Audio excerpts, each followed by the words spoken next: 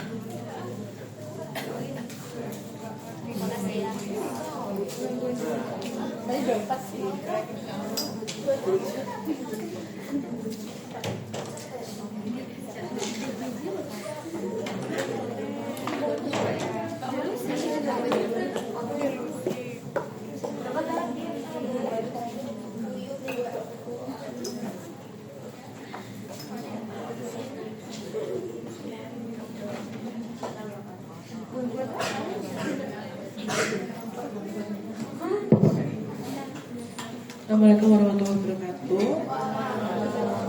Selamat pagi. Maaf ya terlambat ya. Maksudku kehalangan mobilnya Tom. Ya. Ini hari ini kita 3 kuliah. Ya, jadi agak banyak, tapi sebenarnya gampang. Maksudnya nanti kan juga kita bagiin juga slide-nya ya. Kalau ada yang bisa dibaca-baca lagi. Yang pertama gangguan perilaku. Di sini gangguan perilaku itu yang pertama adalah ada gangguan identitas gender. Jadi kalau kita sebagai ini ya ilmuwan ya saintis ya, kalau kita ditanya orang sebenarnya seks itu ada berapa? 2 ya, tetap 2 karena kita bicara biologi. Biologi itu tetap ada fenotip genotipnya. Jadi jenis kelamin individu kalau secara biologi ya cuma ada 2, XX dan XY. Namun selain itu jenis kelamin kan ada ditentukan oleh fenotip dan genotipnya. Ya, terus ada status endokrin, metabolik, jiwa, terus secara sosial begitu. Nah, gangguan identitas jenis kelamin atau GID ini kondisi yang pokoknya individunya merasa nggak nyaman atau nggak sesuai terhadap anatomi seksual yang dimilikinya. Gitu. Kalau dari DSM, gangguan identitas ini gangguan dengan ciri berupa preferensi seorang yang kuat untuk hidup sebagai individu yang memiliki jenis kelamin berawatan dari anatomi seksnya. Atau bisa dibilang juga ini transseksualisme. Oke. GID ini ada hasrat menetap untuk menjadi atau bersikeras bahwa dia berjenis kelamin sebaliknya dan rasa tidak nyaman yang hebat dengan jenis kelamin aslinya serta peran gendernya. Jadi biasanya kata kunci yang biasa disampaikan pasien itu adalah aku terjebak dalam tubuh yang salah gitu ya. Bahwa Tuhan salah, kalian salah, semua salah ya. Karena dia nggak merasa nyaman dengan tubuhnya begitu dan perannya ya. Jadi biasanya harus dipisahkan juga. Sebenarnya kamu ini nggak suka sama alat kelaminmu atau peran gender di sosial gitu loh. Misalnya dia perempuan tapi aku tuh nggak suka jadi perempuan karena perempuan harus identik dengan di rumah, nggak boleh bekerja begitu. Itu harus diperjelas lagi. Kamu ini nggak suka dengan peran di sosialmu atau jenis kelaminmu begitu. Kadang ada abu-abu sih kalau pasien ya. Jadi ini kita berpegang bahwa diagnosisnya ini dia tidak nyaman yang hebat dengan jenis kelamin aslinya begitu. Rasionya ini kalau laki-laki ya banyaknya laki-laki ya 30:1 sampai 6. Tuh. Terus etiologinya yang pertama ada faktor biologis, faktor psikososial. Ya. Gambaran klinisnya kalau anak perempuan gimana sih? Anak perempuan tuh biasanya ini nggak semua gambaran klinis pasti begitu ya. Cuma ciri-cirinya ada di mereka. Jangan dibalik gitu ya. Misalnya ada perempuan tomboy udah pasti begini enggak ya. Jadi anak perempuan biasanya suka olahraga, punya banyak teman laki-laki, permainan yang kasar, begitu. Ada juga yang menolak untuk buang air kecil dengan posisi duduk. Gitu. Kalau anak laki-laki biasanya punya preokupasi aktivitas perempuan yang stereotipik seperti misalnya mainan rambut gitu ya, atau berjalannya lenggak-lenggok gitu. Itu kan aktivitas yang stereotipik yang biasanya ditemukan di perempuan. Mereka punya kecenderungan berpakaian perempuan atau misalnya ini banyak di konten kreator tuh, misalnya kayak pakai spanduk terus dililit-lilitin bajunya, dililit badannya seakan-akan dia pakai gaun gitu. Saya pernah nemu kan ya di TikTok gitu ya. Dia punya keinginan yang kuat untuk turut serta dalam permainan dan aktivitas anak perempuan dan menyatakan bahwa penis atau testisnya itu menjijikkan bagi dia.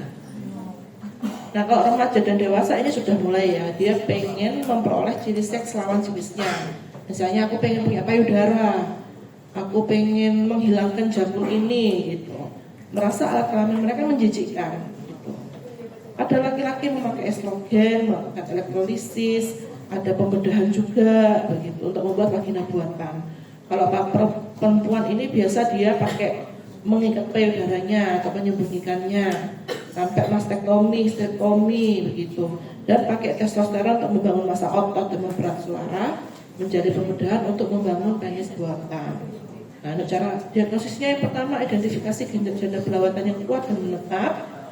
Ini sama seperti yang tadi dijelaskan ya, kecenderungan memerankan jenis kelamin yang berlawanan, terus memiliki teman bermain, itu dia sukanya sama yang berjenis kelamin sebaliknya. Ada rasa tidak nyaman yang menetap atau merasa tidak sesuai dengan parent gender. Kemudian gangguan ini terjadi bersamaan dengan keadaan interseks fisik. Gangguan menimbulkan penderitaan secara klinis bermakna atau hendaknya fungsi sosial, pekerjaan, atau area fungsi penting lainnya. Kalau dari faktor biologi seperti ini,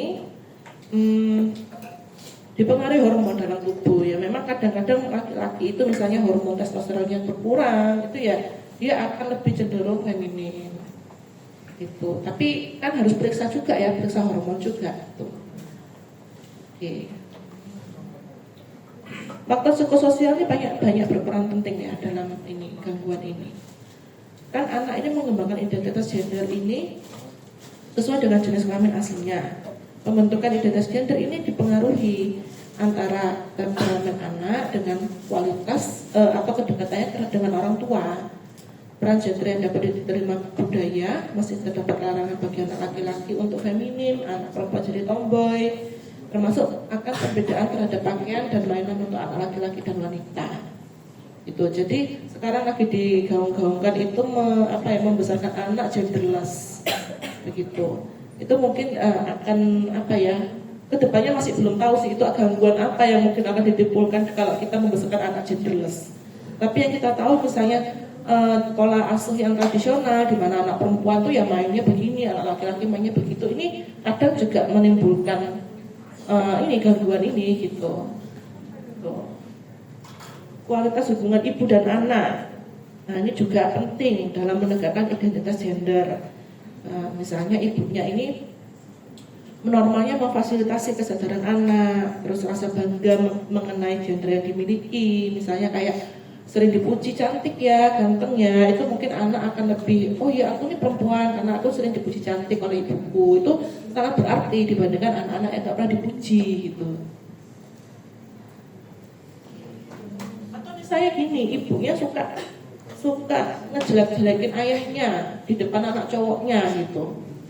Itu bisa jadi nantinya anak cowoknya akan kayak, iya ya jadi laki-laki itu menjijikan ya, soalnya ibuku tuh jijik dengan laki-laki. Itu bisa jadi. Coba misalnya banyak juga yang laki-laki yang agak feminim itu kalau terus ibunya sering membicarakan jelek tentang ayahnya ke dia. Jadi kayak aduh ternyata dari laki-laki itu menjijikan ya, soalnya ibuku bilang kayak gitu gitu.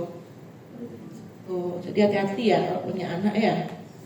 Nah, kekerasannya pasti dia ada depresi karena dia merasa tidak nyaman yang hebat tadi ya, ansietas. Terus beberapa kali itu ada di tempat saya dulu di Sutomo itu pengen bedah ganti kelamin, tapi dia ya masih nggak bisa di sini ya, dia maunya di luar negeri, cuman untuk prosesnya dia konseling dulu ke psikiatris ini.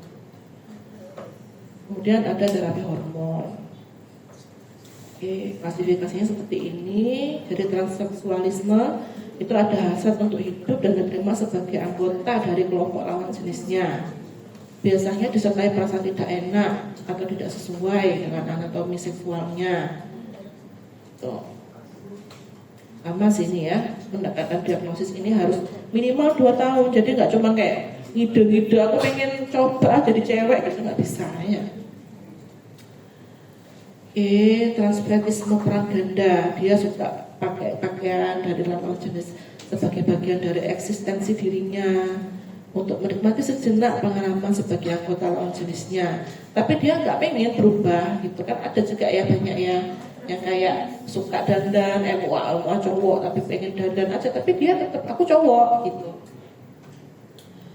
Siapa ya itu ya? Meni MUA itu loh. Meni MUA itu kan tetap cowok ya dia, maksudnya dia tidak mengubah jenis kelaminnya, tapi dia dandan make upnya kayak gitu ya. Tidak ada kepuasan seksual yang menyertai pemakaian pakaian lawan jenisnya. Ini kan soalnya ada yang begitu. Ada yang dia cowok tulen pengen pakai misalnya kayak lingerie itu untuk bagian dari memuaskan fantasi seksnya gitu. Tapi ini bukan seperti ini. Dia tuh cuman menikmati sejenak sebagai perempuan. Kalau transvestisme fetishistik itu dia pengen pengen memuaskan hasrat seksualnya. Kalau dia enggak. Kalau yang transvestisme ini enggak. Pedoman diagnostik ini ya mengenakan pakaian lawan jenis tanpa hasrat mengubah jenis kelamin dan tidak ada perangsang seksual. Terus ini, kalau masa kanak ya, keinginan anak yang mendalam atau pervasif dan menetap konsisten untuk menjadi jenis kelamin lawan jenisnya. Dia juga nggak mau berperilaku, beratribut yang sesuai dengan jenis kelaminnya. Biasanya manifesti pertama ini kita sudah bisa lihat istilahnya bibit-bibitnya itu prasekolah gitu. Oke, kalau YTT ya ini tidak tergolongkan dari manapun, cuman dia ada ini ada gangguan identitas gender tetap. Ini yang berpakaian tadi, fetisme transvestik digambarkan sebagai parafilia, perilaku memakai pakaian lawan jenis dengan transseksualisme, bahwa pasien tidak memiliki preokupasi menetap untuk menyingkirkan ciri seks primer dan sekundernya untuk memperoleh ciri seks dari jenis kelamin berwarna. Ya, terapinya seperti ini ya. Terapi perilaku ini maksudnya kayak misalnya, ayo dikurangi memakai pakaianmu selama seminggu, bolehlah 1 bulan sekali, tapi di dalam ruang tertutup gitu misalnya. Nanti pelan-pelan dihilangkan. Gitu. Prognosisnya ini bergantung pada konsep usia. Jadi semakin dia muda itu biasanya semakin sulit. Gitu. Atau semakin tua kebalikannya, semakin tua juga semakin sulit. Kayak misalnya siapa suaminya Bruce Jenner itu ya, sekarang jadi Caitlyn. Itu kan munculnya dia sudah tua, dia sudah punya anak, dia atlet gitu ya. Tapi ternyata terus dia merasa bahwa terperangkap dalam tubuh laki-lakinya. Nah, pada kedua jenis kelamin, homoseksualitas cenderung terjadi sebaliknya pada sepertiga hingga 2/3 kasus. Jadi nggak selalu yang pengen misalnya, apalagi zaman sekarang ya, sekarang tuh kan kayak mereka tuh cenderung nggak mau digolong-golongkan, dikelompok-kelompokkan. Jadi kadang ada yang aku perempuan tapi aku jadi pengen jadi cowok tapi aku tetap suka sama cowok. Jadi belum tentu dia homoseks. Gitu. Transseksual tidak selalu homoseks. Jadi itu 2 hal yang berbeda. Cuman kebanyakan ya kan beriringan. Nah, ini gangguan preferensi seksual. Oke. Ini hampir sama sih ya. Nah, kalau parafilia, oke, ini fetisisme. Fetis ini ada fantasi seksual, dorongan seksual, atau perilaku yang melibatkan penggunaan benda-benda yang tidak hidup secara berulang dan intens. Tuh. Nah, ini bisa dibaca sendiri. Biasanya orang yang introvert. Oke. Misalnya ini ada ini nice dulu aja ya, tiga rangsangan fetis ini bisa parsialisme. Jadi nggak satu orang yang sama, jadi bagian tubuh aja tertentu. Misalnya dia suka cewek yang kakinya doang gitu kan, banyak tuh ya fetis kaki tuh. Hati juga itu banyak kalau di luar negeri, aku nggak tahu kalau di Indonesia ya. Cuman banyak yang sampai menjual foto kakinya untuk dinikmati orang seperti ini gitu. Jadi cuman kakinya doang, dia nggak butuh wajahnya cantik apa enggak gitu. Cuman foto kakinya dia udah terangsang gitu. Atau misalnya tidak bernyawa, misalnya pakai yang tertentu gitu. Misalnya dia suka nyuri celana dalamnya cewek gitu buat rangsangan seksualnya. Tapi dia nggak pengen ceweknya itu gitu. Dia cuma pengen celana dalamnya doang gitu. Gitu. Terus ada yang stimulus taktil spesifik, misalnya dia suka yang dari kulit gitu. Ya banyak kayak. Jadi fetis ini nggak cuma 3 ini. Aku yakin nggak cuma ini. Ada yang itu berita cewek nikah sama pager, cewek nikah sama pohon, ya kan? Itu kan fetis juga ya. Tapi ya secara garis besar yang banyak ketiga itu gitu ya. Oke, ini bisa dibaca sendiri.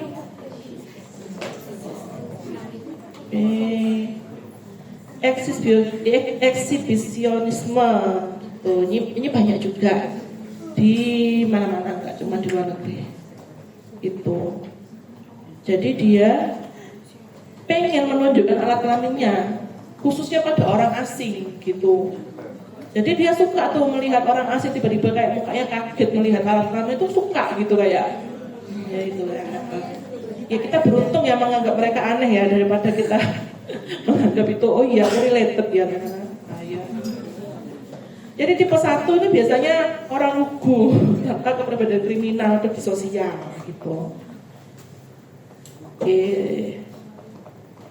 Ya, dibaca sendiri. Voyeurisme ini fantasi berulang intens, perilaku yang terjadi dengan melakukan tindakan mengamati orang yang telanjang. Jadi suka ngintip. Ya, dia suka ngintip itu kadang untuk orang mandi atau orang apa, atau kadang itu ya butuhnya 2 orang yang sudah berhubungan seksual dia intip. Nah, ini yang lagi marak ya, pedofil ya. Yo, Epstein Island yo. Dibaca sendiri ya. Kalau dites ya biasanya pelaku pedofil ini dulunya banyaknya juga korban. Ya. Jadi kalau ditres itu, malah ternyata dia juga korban, cuman dia nggak paham gitu. Oke, nanti bisa baca sendiri.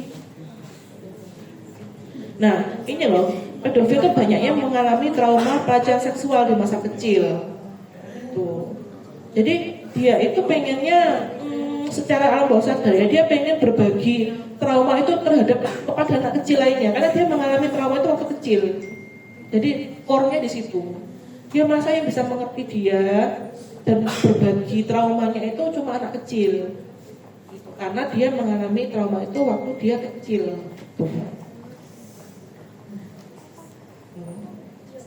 Ya, ini sadomasokisme ya. Kalau sadistik itu dia yang melakukan tindakan yang menyakiti gitu. Kalau masokis dia pengen yang dipukuli, yang diikat gitu, atau dibuat menderita gitu. Nah, kalau sadisme ketemu ambek masokis ya dia tidak akan ke psikiater ya, cocok ya. Gitu. Kayak apa? Christian Grey ya, sadisme. Asfiksia seksual ini juga banyak. Jadi dia tuh pengen dicekiki aja supaya dia sebagian dari rangsang seksualnya dia suka dengan rasa tercekik itu. Gitu. Kadang itu dia nyekik dirinya sendiri, terus ngikat tali atau dia pakai resek gitu ya kepalanya. Nah, ini nekrofilia. Nekrofilia itu juga banyak ya. Banyak nekrofilia itu ternyata di Indonesia. Ya dia suka sama mayat gitu.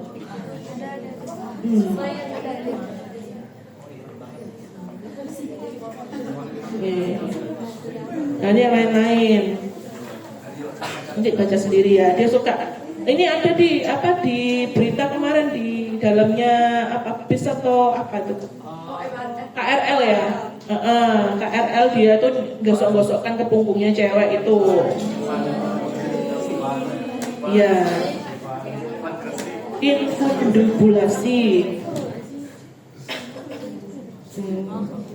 Nah, infundibulasi ini suka dia. Banyak yang pakai cincin di dalam penisnya gitu. Masih gitu. Semakin kalian baca semakin aneh-aneh ya. Resiki wocon dewe, bayang-bayang dewe.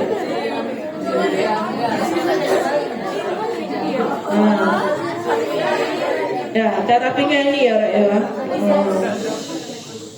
Terapinya ini. Jadi pertama-tama biasanya tak reduksi dulu seksual drive-nya.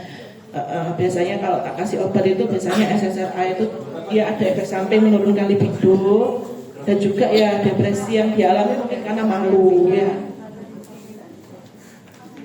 Nah, yang ini udah dikasih belum ya? ADHD Belum ya anak ya? belum dokter. Ya nanti kalau pas koas nanti dapat lebih banyak ya. Intinya ini banyak sekali kasusnya. Kalau autis sudah ya autis ya? Sudah. Oke, ADHD itu banyak ODD ya banyak. Jadi biasanya nanti ke kalian dulu tuh bisa. Ya, ADHD itu attention deficit hyperactivity disorder. Jadi kamu lihat anak gak esok menang mesiku mungkin ya jangan. Ciri-ciri utamanya itu gak bisa konsen, hiperaktif, impulsif. Jadi impulsif tuh dia tuh gak bisa menahan impulsnya. Misalnya dia gangguin temennya, nggak bisa dia tuh misalnya suka ngambil pensilnya temennya begitu, atau dia suka bertanya sama gurunya, angkat tangan terus tanya terus itu, tapi tanyanya kayak lambiar gitu ya, kayak nggak penting gitu kan. Nah ini DSM-5, jadi yang pertama kan ada attention deficit ya pasti kurang perhatian, dia nggak bisa memperhatikan baik-baik detailnya begitu. Terus sulit memusatkan perhatian, misalnya dikasih PR, lupa dia sampai rumah itu PR apa ya gitu. Dia tidak mendengarkan kalau diajak bicara, kayak attentionnya tuh span attentionnya sangat rendah atau sangat sempit. Gitu. Terus dia gagal mengerjakan pekerjaan sekolah, tugas di tempat kerja. Bukan karena dia sengaja untuk melawan atau rebel, bukan. Karena memang dia nggak punya attention span itu untuk mengerjakan. Terus sering kehilangan barang-barang, ya. Misalnya dia pulang, SPP-nya ketinggalan, pensilnya ketinggalan, suka menghilangkan punya temennya juga. Nah yang kedua selain attention, dia juga ada hiperaktivitas. Dia suka gini-gini kakinya, tuh kayak pesit jahit gitu. Terus kayak pensil dituk-tuk-tuk gitu, nah, tuh. Apalagi ya? Kadang suka itu temennya, karena dia tuh seringnya dibawa ke psikiater itu biasanya karena sudah ada keluhan dari guru dan temennya gitu. Gak bisa berhenti ngomong dong pas itu pasiennya gitu.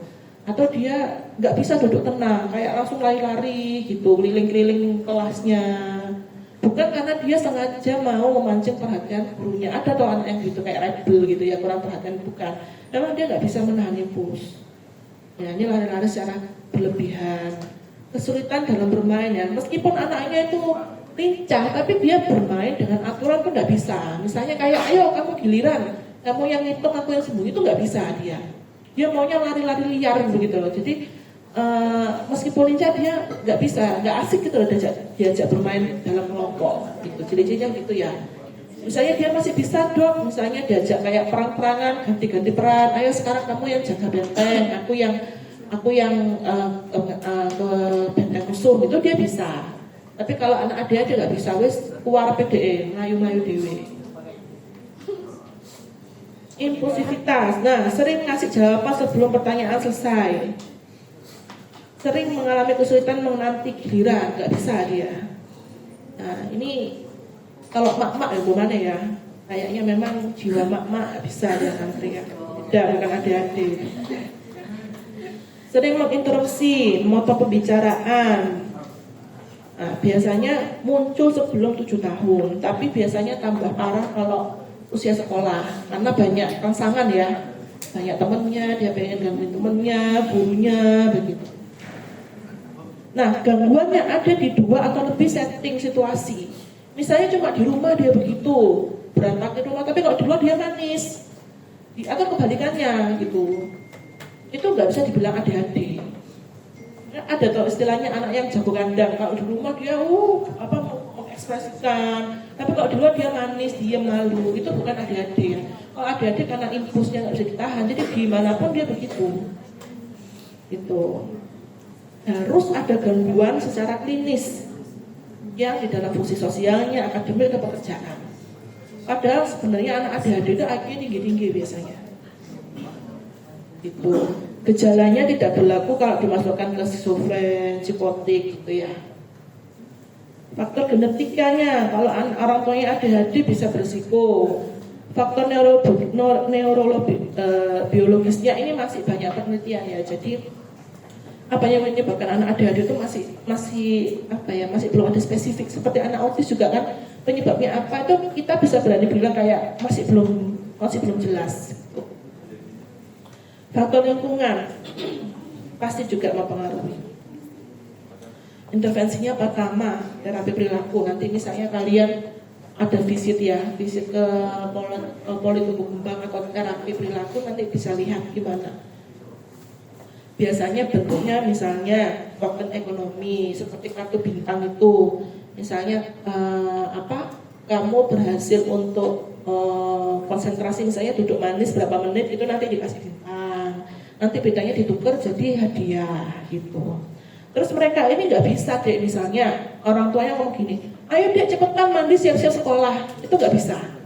Jadi harus satu-satu, ayo dek bangun sikat gigi dulu, ayo. Jadi satu-satu dia baru bisa fokus gitu. Misalnya ya, anak yang kecil ya orang tuanya harus satu-satu ngomong, sekarang ambil sikat gigi, buka sikat giginya, odolnya tempelin, itu harus satu-satu begitu. Tapi kalau udah gede kita bisa pakai biasanya ditempel tuh, orang tua pasti punya itu di dalam kamar, di depannya kamar mandi atau di depannya kamar, seperti step-step aja gitu, kayak step cuci tangan gimana sih gitu, ya gitu. Ambil odolnya, sikat gigi dulu, habis gitu kamu buyur air 2 kali, 2 gayung sampai seperti itu kan. Kalau dia detail dan dipecah-pecah, itu baru dia bisa menangkap. Tapi kalau pas pokoknya mama tunggu kamu jam 7 sudah siap di bawah, itu nggak berhasil ya anak adik-adik gitu. Jadi terapinya begitu. Kalau sudah besar, banyak anak adik-adik itu kan banyak kalau yang akhirnya tumbuh dewasa dan karena dia IQ-nya bagus ya dia jadi anak yang sukses gitu. Maksudnya jadi bisa jadi mahasiswa, bisa jadi CEO, semuanya bisa gitu. Dan ya perusahaan apa itu ya. Nah biasanya mereka itu akan tergambar suka membreakdown ininya gitu. Misalnya kayak jam segini dia suka keteraturan nantinya, karena cuma itu tok yang bisa dia yang bisa mengurangi gejala ADHD-nya. Gak suka misalnya kayak terus pokoknya proyeknya harus selesai dalam 1 minggu gitu. Nah semakin dia gak bisa membayangkan gimana cara memusatkan perhatian untuk tugas yang besar itu. Jadi bagusnya di breakdown gitu ya. Ya meskipun dia nggak ada hadis, sebenarnya itu berlaku juga ya, lebih gampang. Farmakologi kita pakai biasanya metilfenidam, prohiper ya istilahnya. Nah banyak yang menyalahgunakan prohiper. Jadi kan banyak yang pakai prohiper terus kayak oh ya dok aku bisa lebih fokus gitu. Tapi kalau otaknya bukan otak ADHD, minum prohiper itu kayak doping aja. Jadi habis prohipernya selesai kayak Ya kayak orang habis alkohol, dia terus mabuk kan senang-senang, habis mabuk kan ada ini ya tipsinya ya, ada withdrawalnya. Nah kalau otaknya bukan ADHD, habis minum prohiber tuh langsung ya cuma sesaat kayak energize aja teman, habis gitu langsung letoy gitu, nggak bisa berpikir, nggak bisa konsen tambahan. Tapi kalau anak ADHD memang butuh gitu. Jadi meskipun itu metilfenidat psikostimulan itu sering disalahgunakan, tapi kalau otak normal itu nggak bisa, percuma gitu ya. Kadang itu misalnya dia ngamuknya banget ya, misalnya ada rage gitu ya. Nah mungkin bisa ditambahkan antidepresan tambah antipsikotik. Cuman utamanya ya ini psikostimulan pakai metilfenidat. ODD atau oppositional deviant disorder. Pola negativistik permusuhan dan perilaku menentang terus-menerus tanpa adanya pelanggaran yang serius terhadap norma sosial.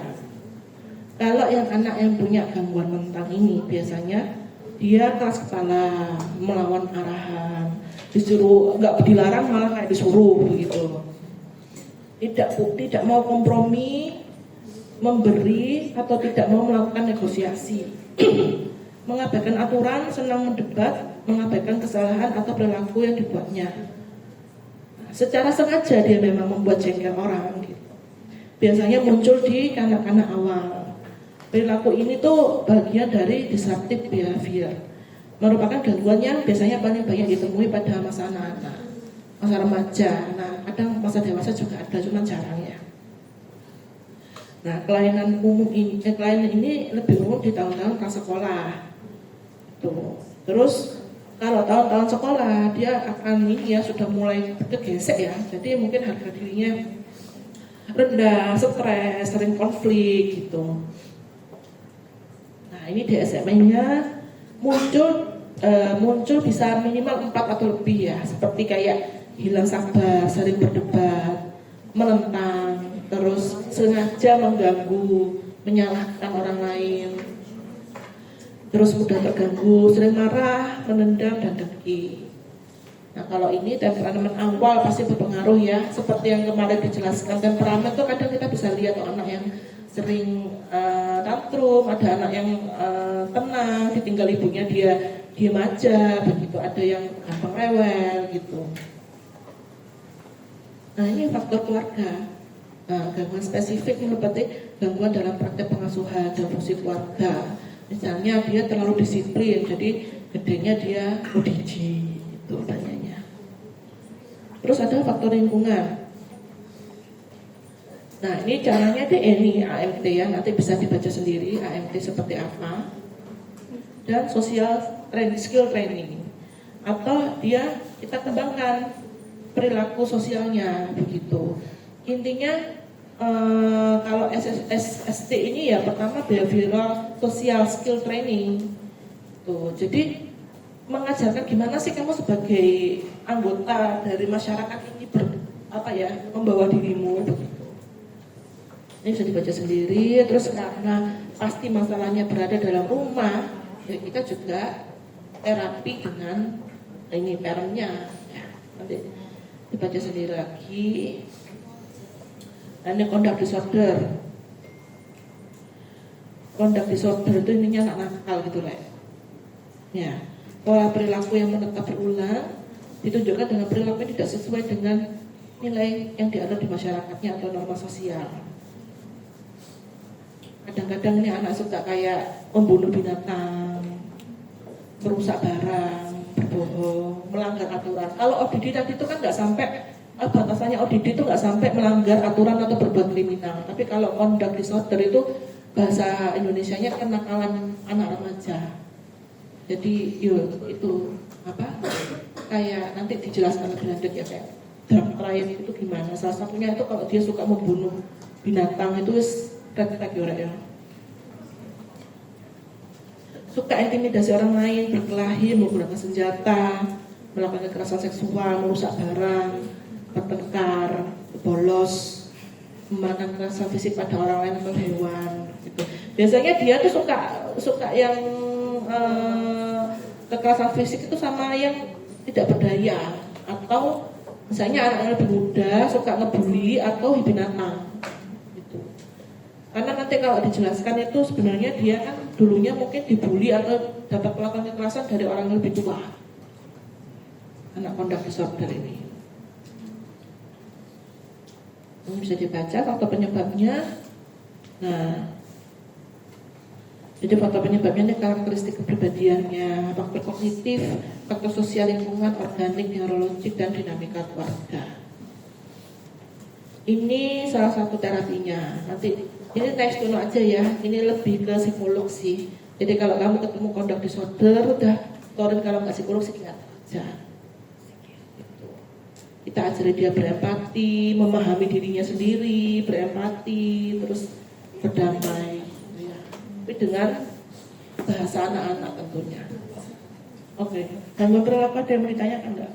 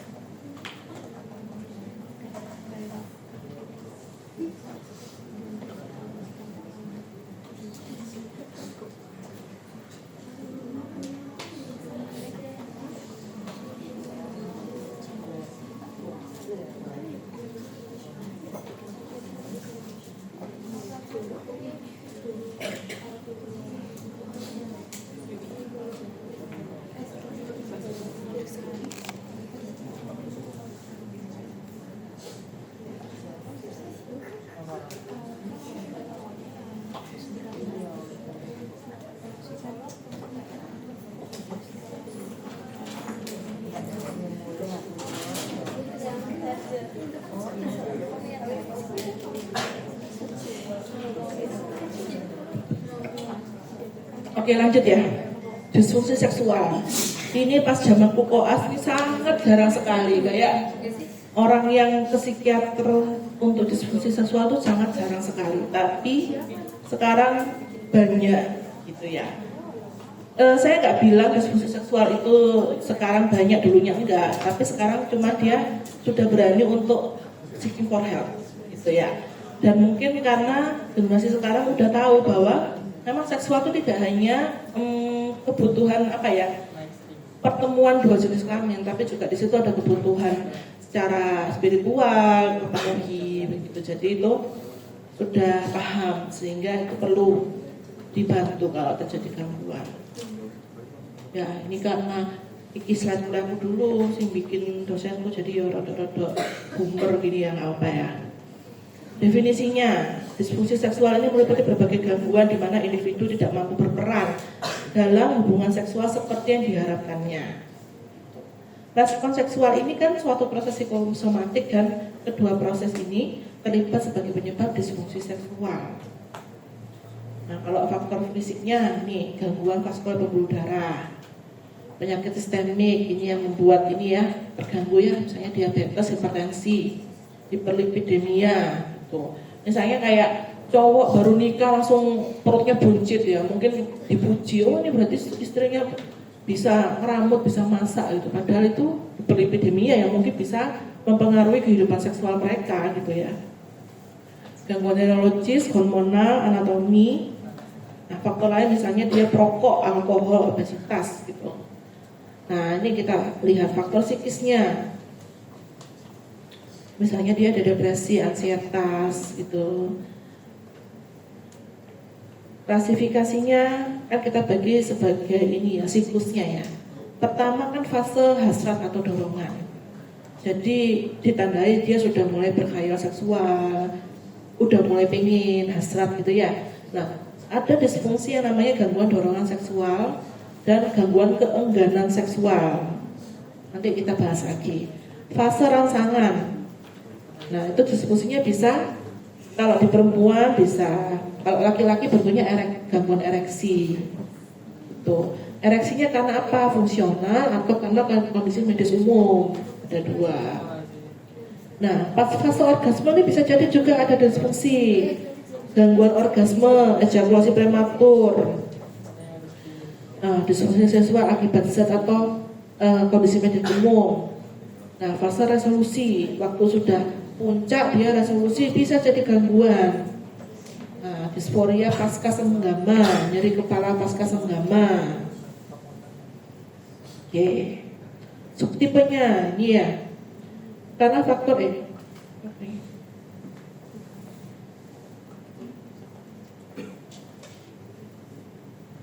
Oke. Dia bisa Nah, bisa cuma sesaat aja kalau dia lagi stres gitu, atau seumur hidup, atau situasional. Ya, yang pertama gangguan hasrat seksual. Dia itu nggak punya fantasi seksual atau hasrat untuk melakukan seksual gitu ya. Dia kekurangan hayalan aja. Dan gangguan menyebabkan penderitaan atau kesulitan interpersonal gitu, penderitaan bagi dia dan juga mungkin untuk pasangannya juga gitu. Akhirnya kehidupan pernikahan bisa terganggu. Dan tidak ada gangguan aksi satu, misalnya nggak ada depresi kok, nggak ada cemas, tapi dia begitu gitu. Nah, kalau gangguan keengganan, ya dia benar-benar menghindari kontak seksual gitu loh. Dia gangguan ini ya pasti dia menyebabkan penderitaan, tapi biasanya menderita pasangannya ya. Karena dia sudah nggak pengen, dia lebih nyaman tidak melakukan kontak sama sekali. Sebenarnya gairah itu kan bisa dari berbagai faktor ya. Jadi dorongan biologisnya, kalau harga dirinya itu sudah baik, pengalaman dengan seks sebelumnya itu baik, tidak ada trauma. Terus pasangannya juga bisa membuat dia nyaman, begitu. Dan hubungan yang baik dalam bidang non seksual dengan pasangannya, misalnya pasangannya itu sering marah-marah, ya jangan berharap dia bisa hubungan yang baik dalam bidang seksual juga bisa tercapai, begitu. Gangguan rangsangan seksual, ya. Kalau perempuan tidak mempunyai kurang untuk mencapai dan mempertahankan respon lubrikasi yang adekuat dari rangsangan seksual. Jadi kalau misalnya perempuan terangsang itu kan dia akan mengeluarkan lubrikasi secara ini ya, alami ya. Nah itu istilahnya gampang kering begitu, nggak bisa mempertahankan lubrikasi yang ini yang alami itu begitu. Gangguan erektil yang sering kali juga datang ke psikiatri, tidak bisa mempertahankan ereksi yang adekuat sampai selesainya aktivitas seksual. Gangguan orgasme, ketidakadaan atau selama orgasmenya. Oke. Laki-laki juga sama.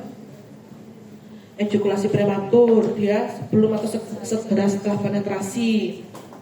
Atau bisa terlalu lama begitu. Itu juga kan menimbulkan penderitaan ya, nggak selesai begitu. Oke. Nah ini yang banyak juga datang ke biasanya ke opsi dulu, gangguan nyeri seksual. Nah, nyeri genital yang menetap saat berhubungan seksual, baik laki-laki maupun wanita, tapi banyaknya ini wanita.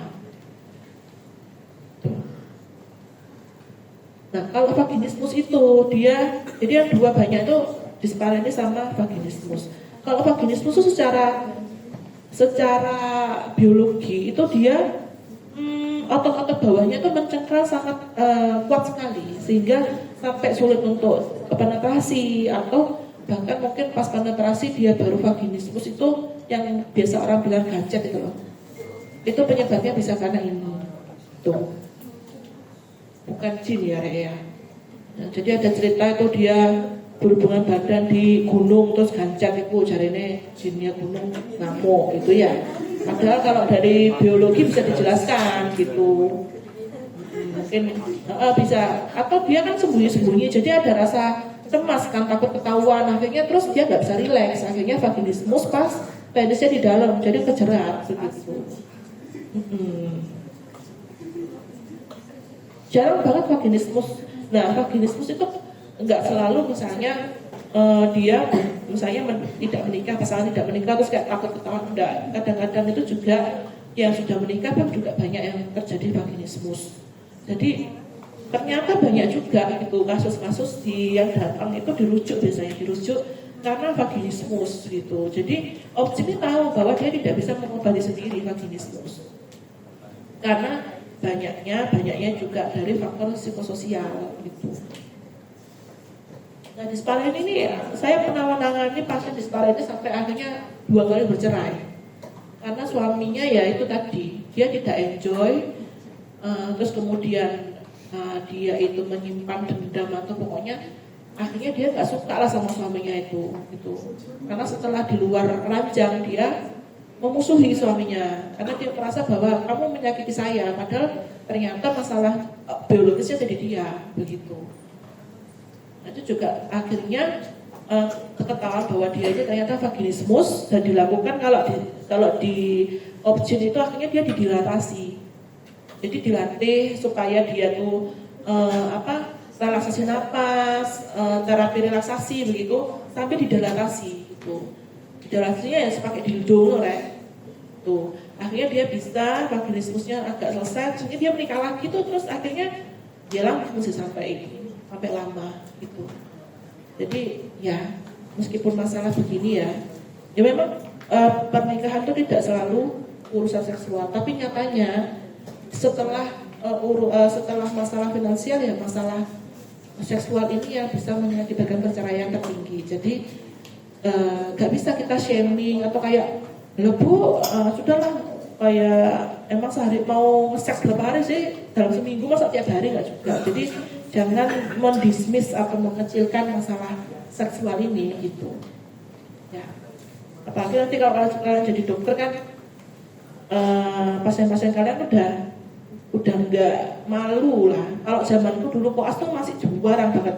Masih ingat dulu tuh ada pasien yang gangguan ereksi dirobong koas, soalnya kita pengen tahu gimana sih caranya ini pasien gangguan ereksi gitu. Karena jarang sekali. Kalau sekarang sudah ya udah, dok aku masalah gangguan ereksi, dok aku nggak bisa ereksi gitu. Datang supaya pernikahanku selamat gitu. Jadi udah nggak stigma lagi gitu. Nah sekarang PR-nya ya kalian nanti ya lebih ke sudah nggak jemput bola malah diserbu gini ya. Oke, ini bisa dibaca sendiri. Disparen ini kalau medis umum apa? Gangguan hasrat seksual ya. Misalnya dia habis mastektomi, misalnya dia habis histerektomi, itu memang secara biologis kan kelenjar-kelenjar yang menghasilkan estrogen juga sudah berkurang. Tapi selain itu kan dia juga merasa bahwa bagian tubuhnya tuh nggak lengkap, jadi ada rasa percaya diri yang berkurang, tidak tampak cantik di depan suami.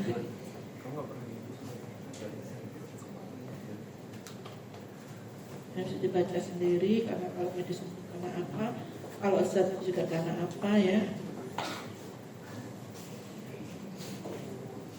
Ini jarang sih, cuman ada nyeri kepala pasca senggama.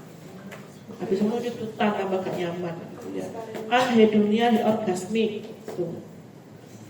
Nah, ini juga perlu digali ya kenapa. Jadi kita tuh sampai menggali bahwa kamu pernah melihat hubungan suami istri dari orang tuamu tuh contohnya seperti apa begitu.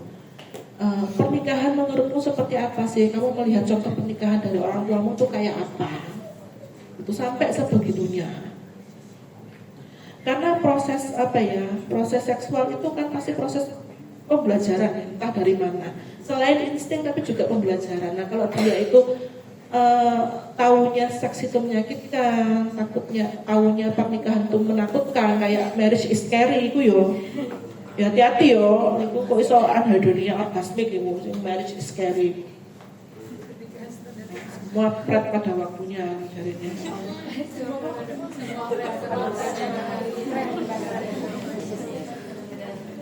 Iya, kok wajah dewe nyeri masturbasi ini jarang sih, jarang, cuman ada. Ini kurang atau sama ya ini ya. Ini yang tadi tak ceritakan ini dari ICD-nya seperti apa? Singkat lagi. Oke, disfungsi orgasme, coba ICD-nya sudah tadi dijelaskan. Vaginismus, dispareni. Nah ini juga ada bisa dorongan seksual yang berlebihan. Ini ada sih pasien. Akhirnya tak kasih, ya karena dia masih usia belasan ya. akhirnya dikasih obat penurun libido karena akhirnya dia di mana pondok. Nah, di pondok dia raba-raba temennya begitu ya, karena dorongan seksualnya berlebihan. Tapi setelah digali-gali, kamu ini sukanya cewek apa cowok? Dia suka cewek. Teman, ya adanya temanku cowok dok, ya wis iku gitu. Saking dorongannya berlebihan itu begitu. Dan dia suka teman-teman cowoknya yang rada-rada melambai gitu kan. Tapi awalnya ibunya sangat takut apa dia homoseksual. Setelah digali-gali ternyata nggak homoseksual, dia tetap memilih cewek, tapi karena adanya cowok yang ya wes gitu. Gitu ya. Jadi ya pondok tuh bagus, cuman ini ya di usia-usia segitu hidup bersama, tinggal bersama, hidup bersama ya rada-rada ini ya. Rada-rada mengundang. Loh.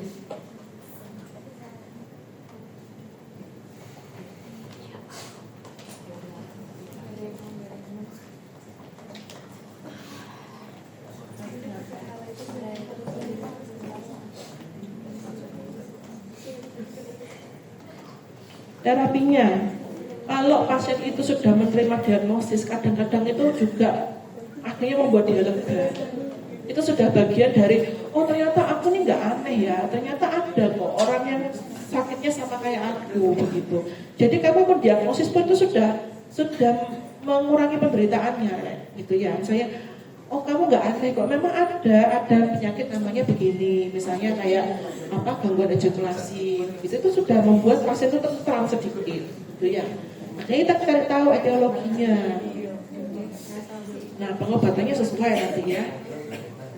Bisa konseling seksual, seks terapi. Jadi seks terapi ini bukan orang yang nge-seks di depannya psikiater ya.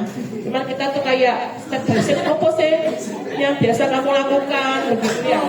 Mulai dari pemanasan koyo opo mbek bojomu itu kamu ceritakan begitu ya. Obat-obatan alat bantu seks dan pelatihan jasmani. Nah, kita terapi seks berdua ya, gak bertiga mbak psikiaternya. Ya, terapi seks berdua ini ya disuruh menjelaskan step by step cerita kamu gimana sih caramu untuk kayak ngomong ke istri misalnya, ngomong ke istri aku mau seks nih itu gimana. Jadi dijelaskan step by step sehingga apa nih yang kurang, apa yang salah bisa dibenarkan ya. Terapi kelompoknya ya gak itu ya maksudnya ya. Kira mau terapi kelompok enggak ya. Tapi jarang terapi kelompok di Indonesia itu. Soalnya banyak malunya ya, jadi nggak jalan biasanya. Terapi seks berorientasi analitik nanti ya yang kita gali-gali kayak orang tuamu seperti apa itu pasti kita baca dari orang tua kan gitu ya. Meskipun kita tidak melihat langsung orang tua berhubungan badan, tapi kan pernikahan seperti apa, cara memperlakukan pasangan seperti apa itu kita belajarnya biasanya dari orang tua. Gitu. Jadi orang tuanya penuh kekerasan, saling suami istri suka bertengkar, itu ya secara alam bawah sadar bisa berdampak ke kehidupan pernikahan anaknya. Kecuali kalau anaknya tuh aware ya, maksudnya aku mau memutus rantai toksikan keluargaku, bagus ya. Tapi alam bawah sadarnya kadang mengangkat dikit-dikit kayak gitu. Nah, terapi biologis yang maksudnya pakai obat-obatan tadi. Oke. Ada yang ditanyakan nggak seksual?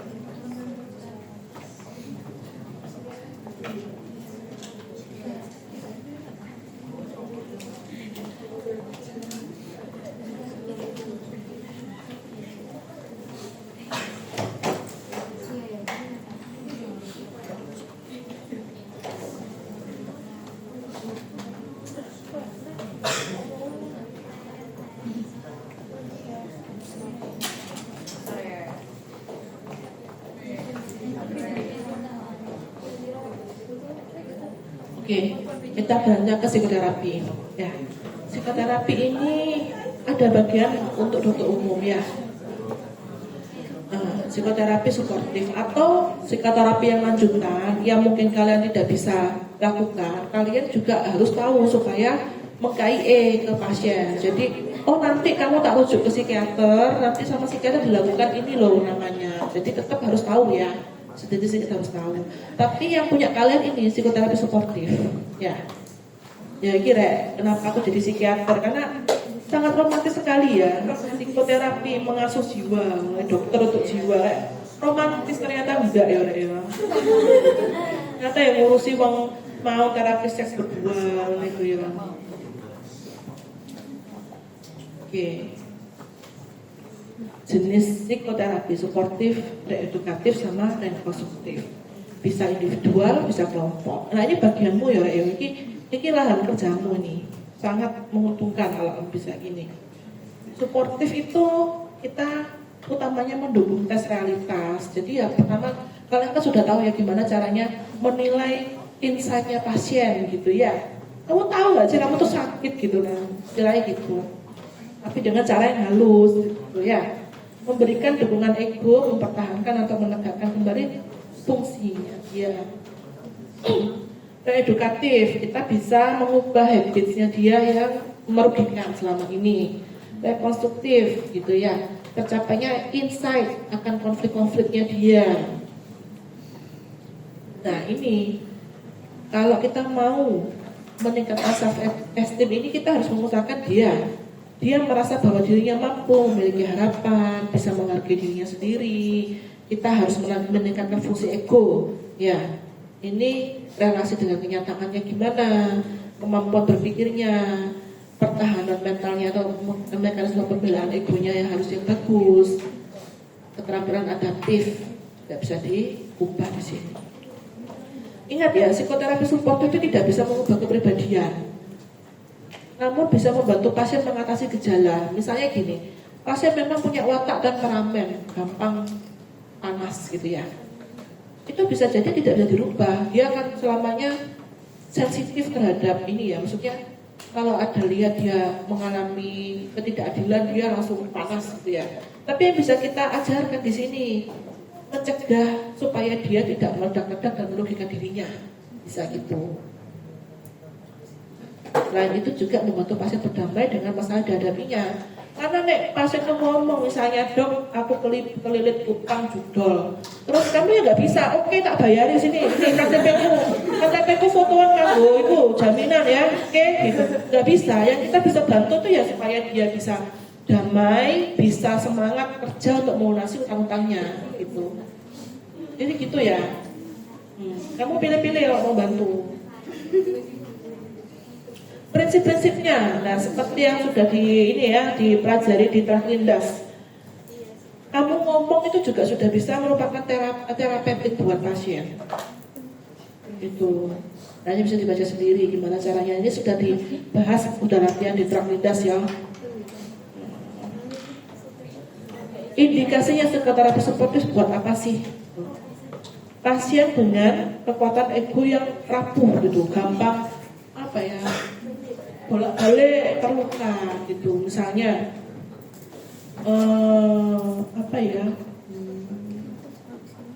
misalnya dia dokter gitu ya, dokter. Terus misalnya dia pasienku meninggal, tiap kali pasiennya meninggal dia langsung depresi.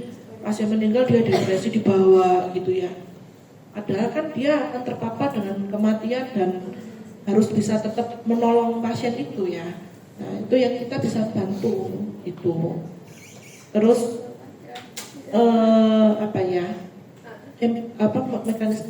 mekanisme egonya itu sangat kuat sekali sampai dia tuh nggak bisa menerima atau nggak bisa menyesuaikan diri dengan realita gitu. Misalnya suaminya ini ternyata judol gitu ya. Nah si perempuan ini merasa sangat terhianati karena kita kan religius agamis sampai judol itu kan berdosa, dosa begitu ya. Nah sampai dia terlilit dengan kalimat berdosanya itu, bahwa dosa suami kan juga dosa saya, berarti saya berdosa gitu ya. Itu memang bukan salah ya, memang tetap berdosa gitu ya. Cuman saking kuatnya dia tuh menganggap bahwa dosa suami juga dia tanggung, akhirnya dia depresi. Terus suaminya gak kroso, suaminya melakukan dosa itu tetap melakukan dengan leha-leha begitu ya. Itu kita perlu bantu bahwa mungkin benar nilai-nilai agama yang kamu bawa itu benar, tapi kalau sampai kamu terus jadi depresi itu mungkin harus ada boundary-nya begitu. Terus misalnya pasien dengan ya dia nggak pinter lah istilahnya, mau buat ajak CBT, mau buat ajak psikoanalisis nggak bisa, ya wes suportif aja. Atau misalnya gangguan ringan gitu, misalnya aduh aku ini stres, misalnya dok aku stres soalnya di tempat kerja yang baru gitu, baru berapa hari, baru 3 hari gitu. Ya berarti kan kita harapkan tuh gangguannya ringan, hanya masalah penyesuaian aja gitu. Atau misalnya kepribadian perempuannya sangat kuat gitu. Terus pasien dengan fungsi kejiwaannya baik tapi lagi krisis. Misalnya, ini banyaknya gini kan, pasien-pasien misalnya anak-anak yang sakit lama di rumah sakit. Itu kita juga kan menerapi keluarganya atau orang tuanya. Yang orang tuanya enggak ada ini ya, enggak ada sakit jiwanya gitu ya. Tapi dia harus melihat anaknya menderita begitu. Dia harus kuat gitu. Nah, kalau kamu psikoanalisis, psikodinamik kok bongkar-bongkar gitu ya, semakin dia rapuh gitu, semakin nanti membuka luka-luka yang nggak perlu sekarang. Jadi kita kan butuh dia untuk tetap kuat gitu. Nah, kasih aja suportif, nggak usah mbok gali kayak dulu waktu kecil kamu interjat ya Bu ya, kamu melihat ini apa yang kamu rasakan, nggak usah gitu. Kadang-kadang kita nggak perlu menggali sebegitunya karena digali terus dia rapuh, nggak bisa merawat anaknya, malah kasihan. Jadi kalau misalnya ada kasus seperti itu, kita cukup kasih support. Oke, pasien-pasien yang sebenarnya ada masalah jiwa, cuman lagi ada penyakit fisik yang berat, pasien kanker, gitu, pasien HD. Ini manfaatnya membuat merasa lebih baik tanpa diubah, meningkatkan fungsi pasien tanpa adanya perubahan kepribadian, mempertahankan sekarang tanpa merosot terus, gitu. Ini tujuannya. Nah, cara-caranya ventilasi atau katarsis gitu. Biasanya kalau pertemuan pertama pasien itu kan sudah nggak mungkin misalnya aku baru kenal cowok itu 2 hari terus dia itu kasar dong, nggak mungkin. Pasti sudah menikah mungkin 10 tahun ternyata suamiku kasar, aku nggak tahan. Kan sudah menderita lama ya dia ya. Sudah menderita lama terus kayak mungkin modalnya tuh pemasangan keluarga adalah aib, aku nggak boleh ngomong ke orang tuaku pun aku nggak mau ngomong. Dia sudah menderita lama, tidak ada tempat bercerita. Nah, ventilasi atau katarsis itu kan dia ngomong sakarepmu gitu ya, tanpa kita memotong. Itu sudah merupakan terapi gitu.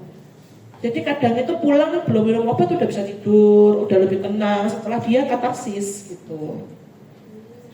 Persuasi atau bujukan, sugesti, ini sudah diajari ya nanti terapi imbas ya. Reassurance gimana, bimbingan, terapi kerja, hipnoterapi, nah sama sih, narkoterapi, hipnoterapi sama, psikoterapi kelompok sama terapi perilaku. Nah ini ventilasi, jangan banyak memotong, interupsi. Maksud jam yang diladeni biasanya kalau saya. Persuasi, nah, persuasi ini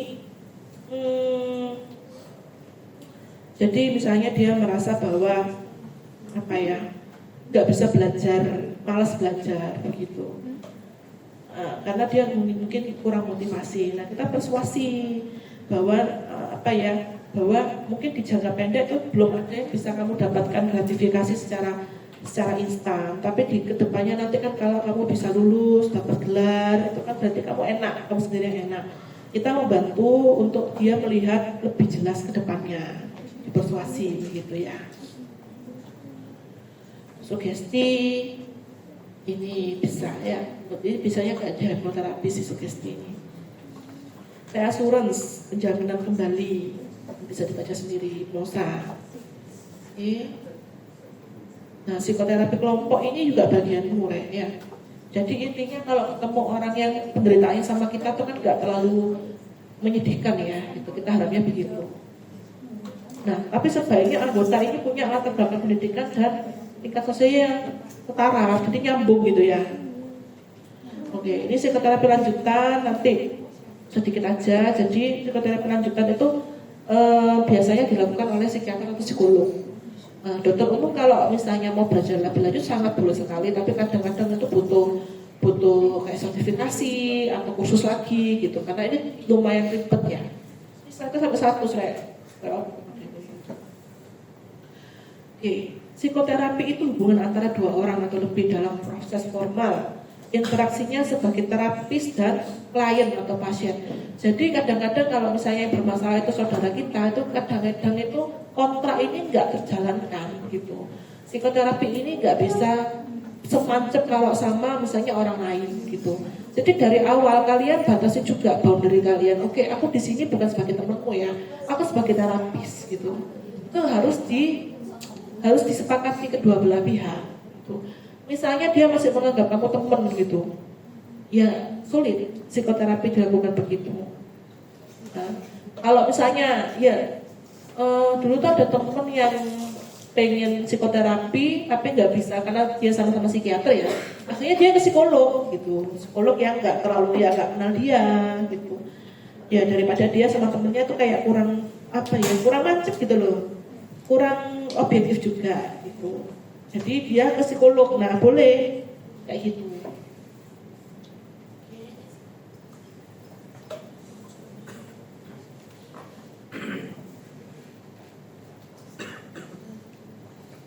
Tujuannya bisa banyak ya.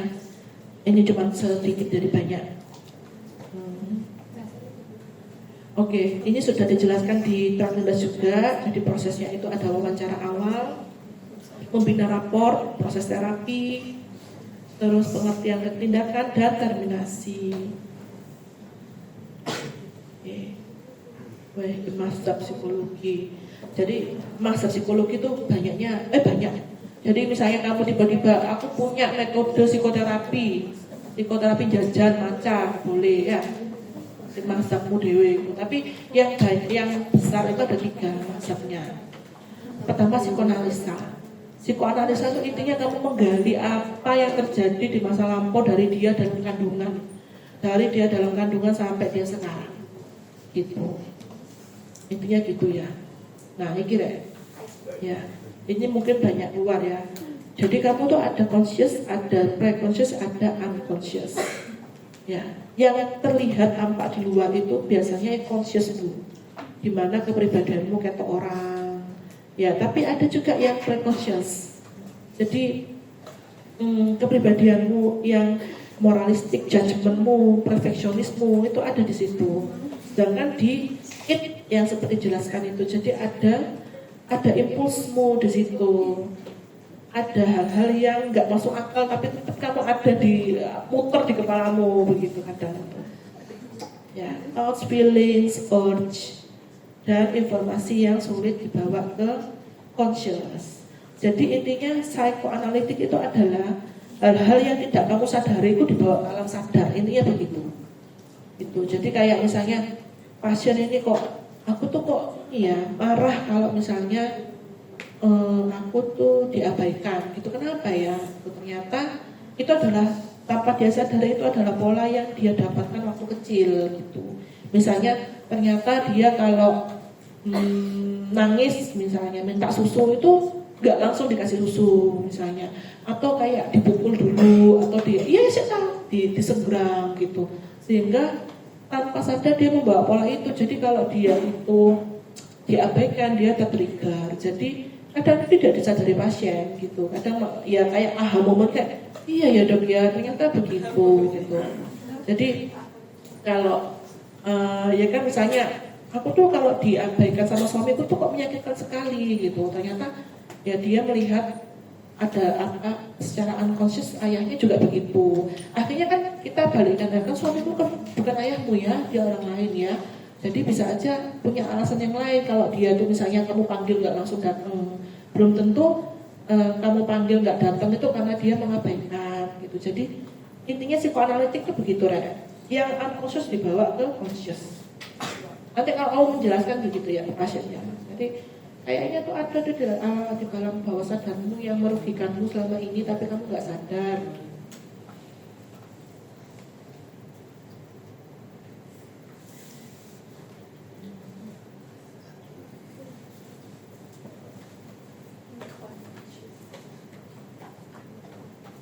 Ini sudah ya, ini ya.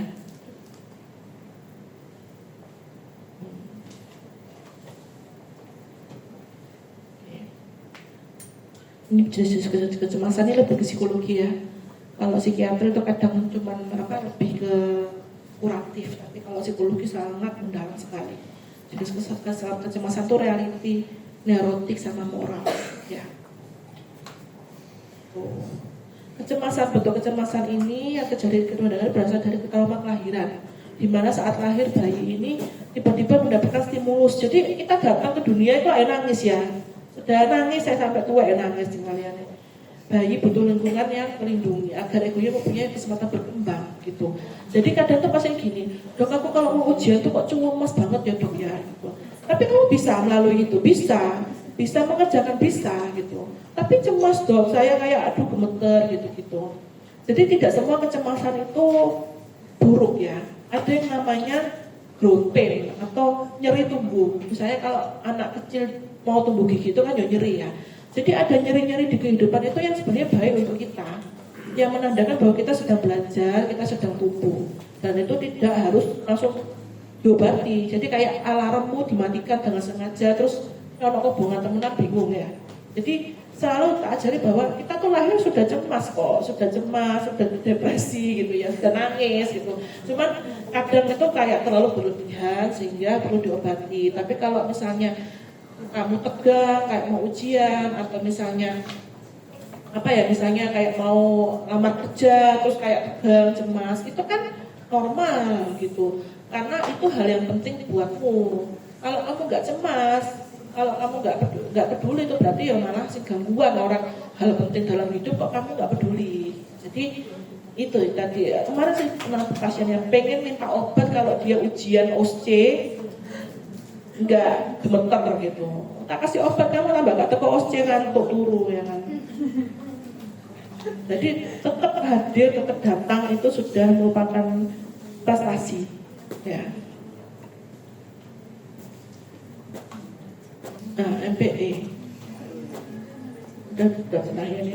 MPE ada banyak yo, sudah belajar juga ini kalian yo.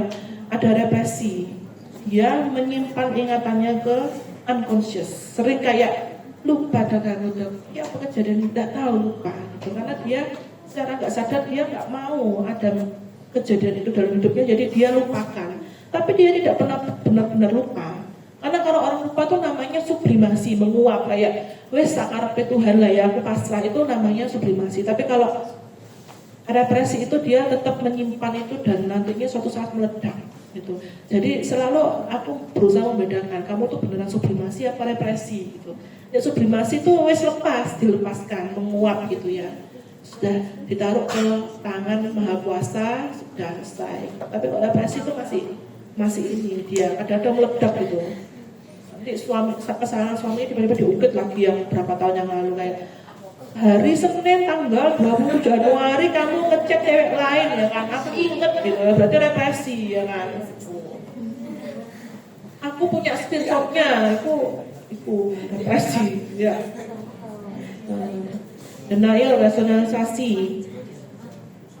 Misalnya dia, enggak kok aku ini aku nggak diterima tuh soalnya dia ini sudah punyanya gengnya kali ya, itu soalnya dijegal begitu.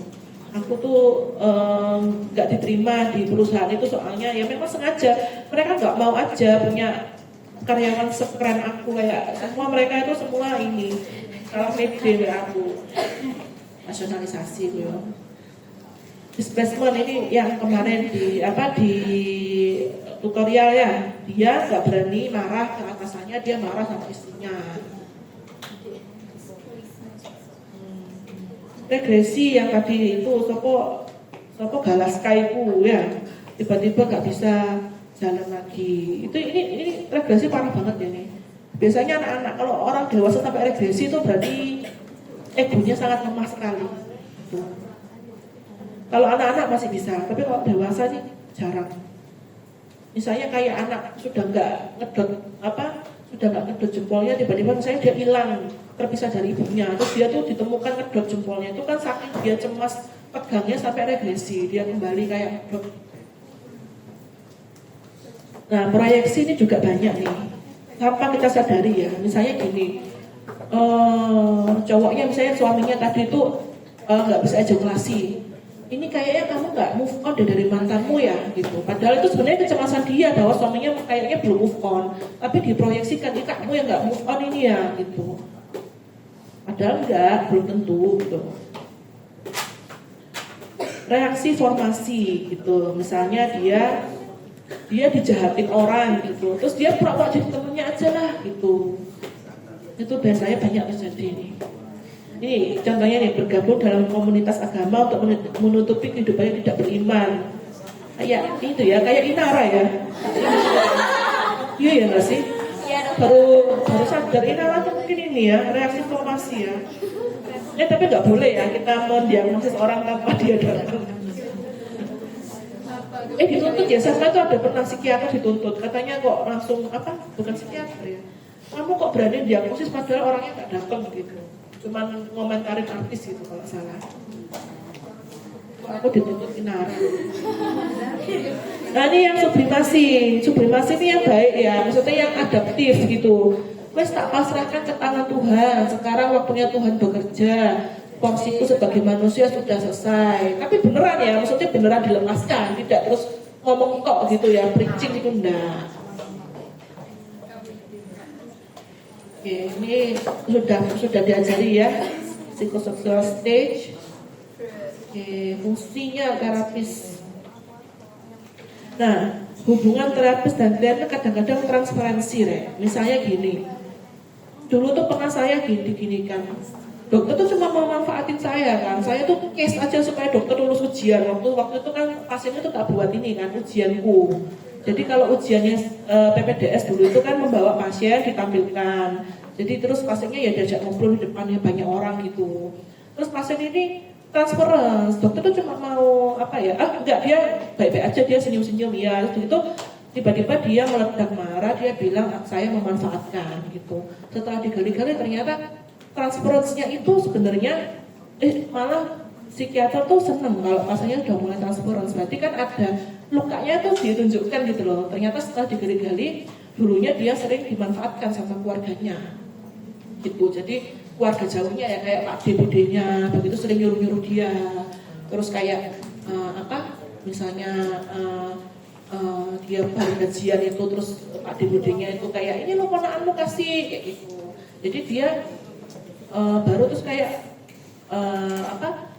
menganggap terapis itu adalah orang yang dia sedang bermusuhan gitu loh, istilahnya gitu transference itu. Jadi ketika pasien transfer itu malah ini toh masalahnya, malah psikiater tuh seneng kayak kamu melihat saya mungkin kayak ibumu ya yang dulu pernah begini ya, misalnya terapisnya telat gitu ya. Dokter ini kok nggak cuma marah karena terapisnya telat, tapi kayak dokter tuh nggak sayang sama saya nggak di nomor satukan ya, dokter tuh pasien saya ya dia gitu. Nah itu namanya transfer dok. Kamu pernah ya mengalami pengalaman seperti itu ya, merasa di nomor 2-kan ya gitu. Terus dia mungkin mikir iya ya gitu. Apakah kamu melihat saya itu sebagai ibumu yang dulu pernah mengecewakan kamu begitu. Nah itu baru kelihatan tuh lukanya di mana. Jadi kadang-kadang kalau belum transfer belum afdol gitu loh. Jadi bagus juga, tapi nyebelin ya kamu di senderang pas yo rodok itu sih ya, rodok sebel gitu. Tapi ya bagus lah. Nah, free association itu kayaknya psikoterapi pertama yang dilakukan deh di dunia ini. Jadi harus ngomong nanti baru terus terlihat dari preokupasi, kayak dia bolak-balik ngomongin apa sih. Kadang-kadang keywordnya tuh tak tulis, misalnya kayak dia bolak-balik kok ada muncul kayak aku merasa bersalah. Ya dok, harusnya saya gini, aku kok merasa bersalah itu. Mungkin keywordnya tuh tak tulis dulu. Terus tak tunjukkan ini loh, kamu tuh bolak-balik ngomong merasa bersalah gitu. Jadi asosiasi itu gak cuma kamu delongop gitu nunggu pasien ngomong ya, tapi juga kita mencatat keyword apa yang banyak dimunculkan oleh pasien. Nah, ini dream analysis iki yo. Iki bukan dari rimbun ya, bukan kayak tuh aku mimpi nomor 35 apa iki kune apa ya, bukan ya. Gitu. Jadi kadang tuh simbol-simbol, misalnya kemarin tuh ada pasien kayak saya itu kok mimpi tenggelam, mimpi kayak di ruangan sempit yang sendirian.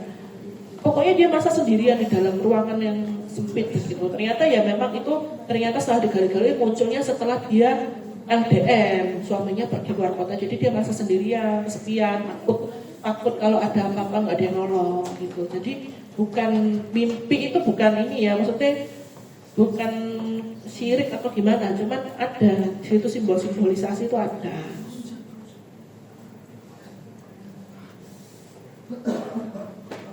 Oke. Resisten, ini jangan harap semua pasien itu ke psikiater sudah bayar terus nurut, enggak ya. Resisten itu ada pasti. Nah ini transference itu.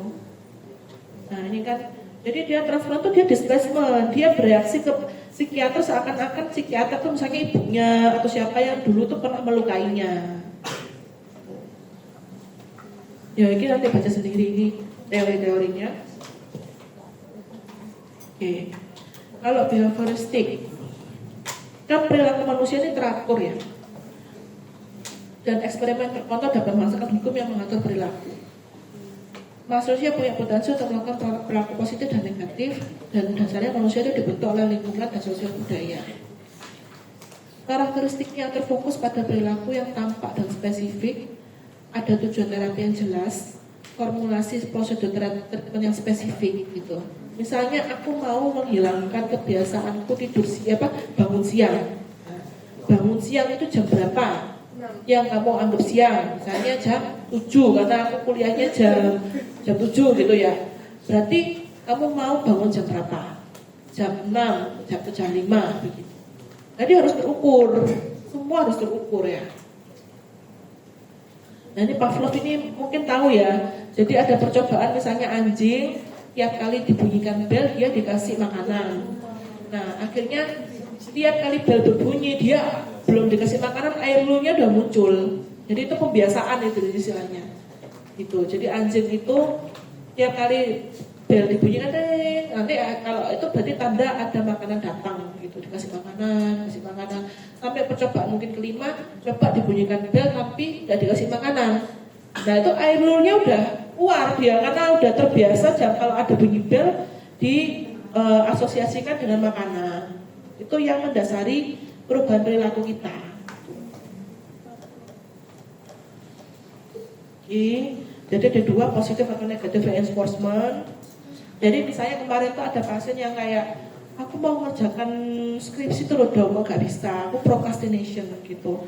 Nah caranya begini, kamu kasih batasan yang sangat jelas. Misalnya satu hari kamu ngetik 5 halaman, gak apa-apa ditawar, gak bisa dong 5 halaman, 2 halaman naik, yus 2 halaman A4 atau F4, A4 dok, sampai tak rinci begitu, spasinya piro, gini, terus 2 halaman, selama berapa jam, oke. Terus nanti kamu positive reinforcementmu rewardmu apa, gitu.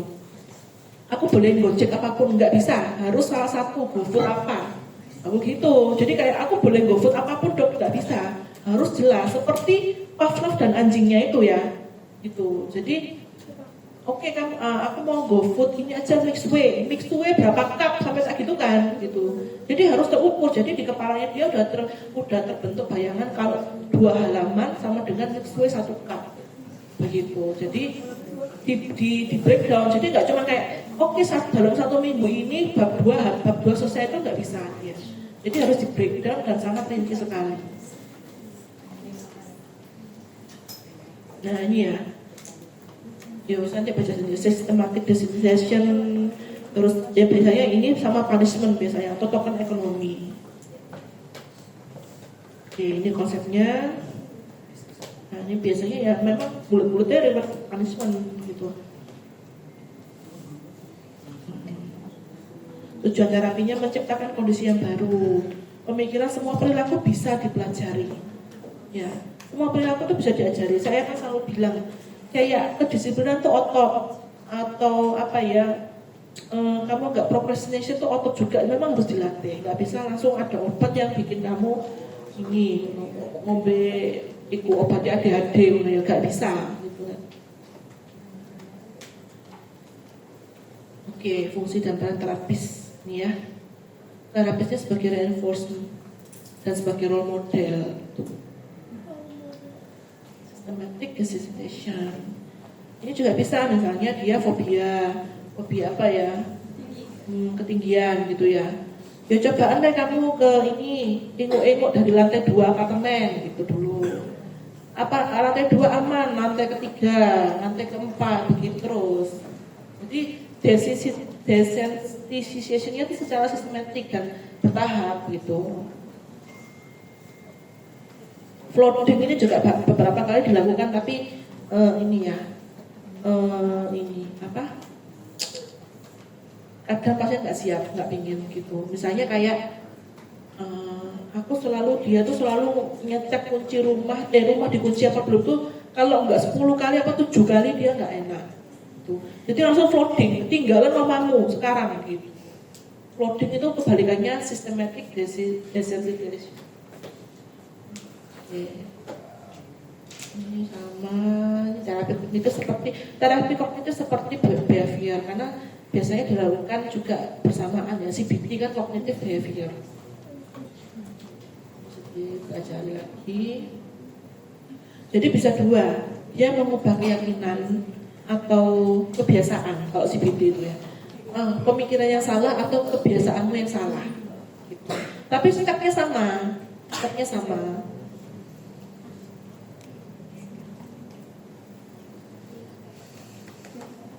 Oke. Macam-macam distorsi kognitif. Misalnya ada arbitrary inferences, membuat kesimpulan yang spesifik tanpa ada bukti, fakta, dan bertolak belakang dengan kenyataan. Misalnya, suamiku pulang jam 8 malam itu udah pasti selingkuh, udah gak mungkin gak gitu ya.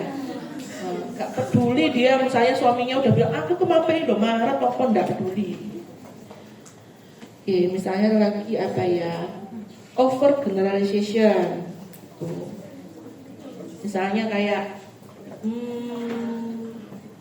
apa ya, teman sekelompokku itu semua pokoknya kata-kata ujian ada semua ya, semua itu jahat sama aku gitu, padahal ternyata ya enggak mungkin gitu. Magnification dan meminimalisir, jadi sama-sama kayak apa sih namanya, ya kayak membesar-besarkan masalah. Misalnya kayak dia itu IP-nya 3, itu nggak sampai 4. Udah kok gagal, aku nggak bisa, aku lulus ini, aku nanti jadi orang yang lontang-lantung di jalan gitu. Kan nggak begitu. Ya banyak distorsi kognitif, kamu semakin banyak menemui pasien semakin aneh-aneh gitu. Mungkin nggak, distorsi kognitif ini tidak selalu pasien yang sakit ya. Kita sendiri tuh tiap harinya juga kadang mengalami ini Misalnya ketemu orang itu bad mood ya, lagi bad mood gitu ya. Terus kayak emang orang itu kan jahat, aku tuh kayak ini ada masalah sama aku. Padahal orangnya memang lagi bad mood aja gitu. Itu kan distorsi kognitif juga ya.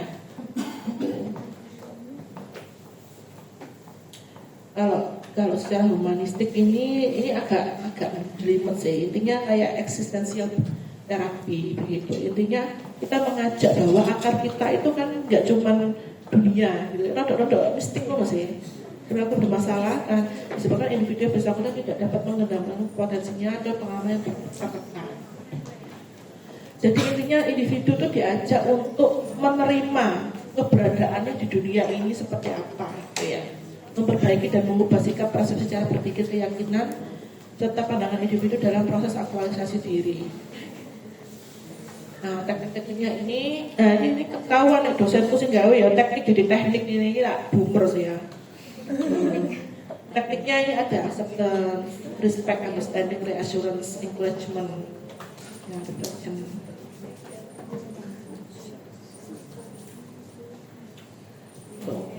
terapi teori humanis itu keluarannya namanya terapi eksistensial.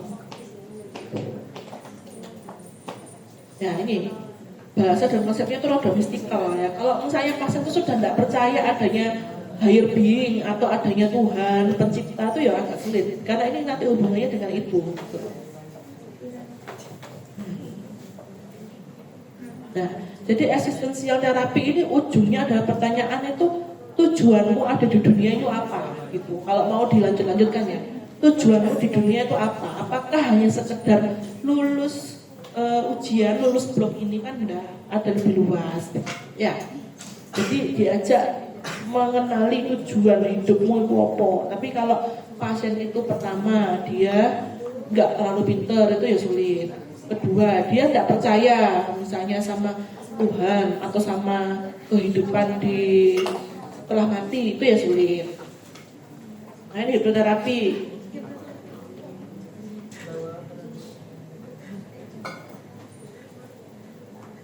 Ya ini, udah ada yang pernah ke hipnotis kayak Bella. ke hipnotis apa ke gendam? Beda ya, jangan mengira kayak ditepok langsung teler, enggak. Ini ya.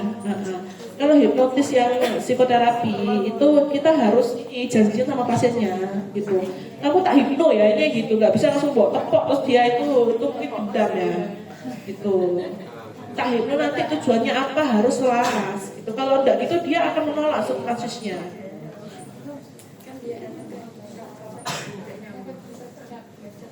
Terus ini nice dulu aja. Kalau kalian mungkin nanti harus belajar lagi atau sertifikasi hipnoterapi ya. Cuman ini kita juga harus merangkai kalimat sugesti itu dengan baik-baik karena alam bawah sadar kita tuh sangat lurus sekali kalau sudah kesentuh ya. Jadi nggak boleh kata negatif, misalnya kamu tidak lagi menjadi malas begitu. Itu nanti yang ketangkep kamu malas begitu. Jadi kata-kata rangkaiannya itu yang positif. Misalnya kamu akan menjadi anak yang rajin gitu. Permisif, meminta dan bukan memerintah ya. Terus repetition atau pengulangan. Dan kata-katanya disesuaikan dengan pasien gitu. Misalnya kita nanya gini, namamu siapa gitu. Nama panggilanmu, kamu suka dipanggil siapa waktu kecil? Nama panggilan kecil biasanya yang depan ya. Itu kita pakai nama panggilan kecil biasanya. Nah kalau kamu mau jadi hipnoterapis ini harus komunikasimu tuh bagus dan persuasif. Ya, NPD itu bisa jadi hipnoterapis mungkin ya. Nah, terus kreativitas tinggi dan berkomunikasi, kepercayaan diri yang tinggi, kesabaran yang tinggi, nah tinggi semua. Ini struktur dasarnya hipnoterapi ada induksi, deepening. Nah, nanti kita baca lebih lanjut sini preinduksi seperti apa ya. Jadi kita menganalisis apa sih yang mau kamu merubah dari hipnoterapi gitu. Misalnya aku mau jadi lebih rajin dok. Terus hypnotic training. Jadi hipnoterapi pun itu bisa dilatih. Jadi kalau kamu lebih sering di hipnoterapi itu lebih mudah masuk ke dalam hipnosis dibandingkan pertama.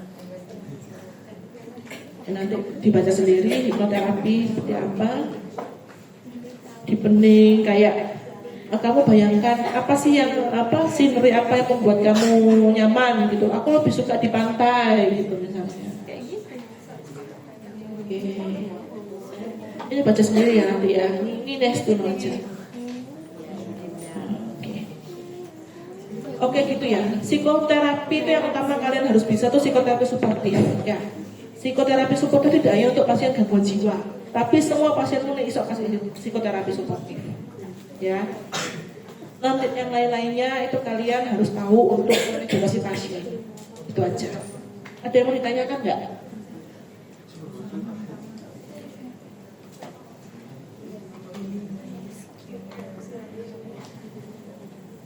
Nggak ada ya? Oke, kuliahku udah selesai ya?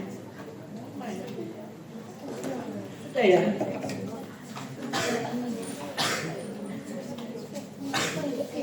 Ada pertanyaan nggak? Nggak ada ya? Ya wes akhir ya. Makasih. Assalamualaikum warahmatullahi wabarakatuh. Waalaikumsalam warahmatullahi wabarakatuh. Terima kasih.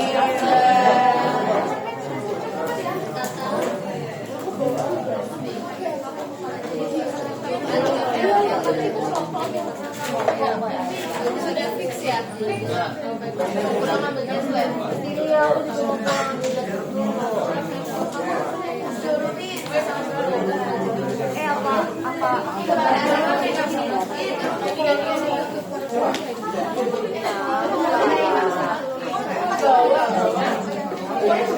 Aku mau mandi dulu bentar.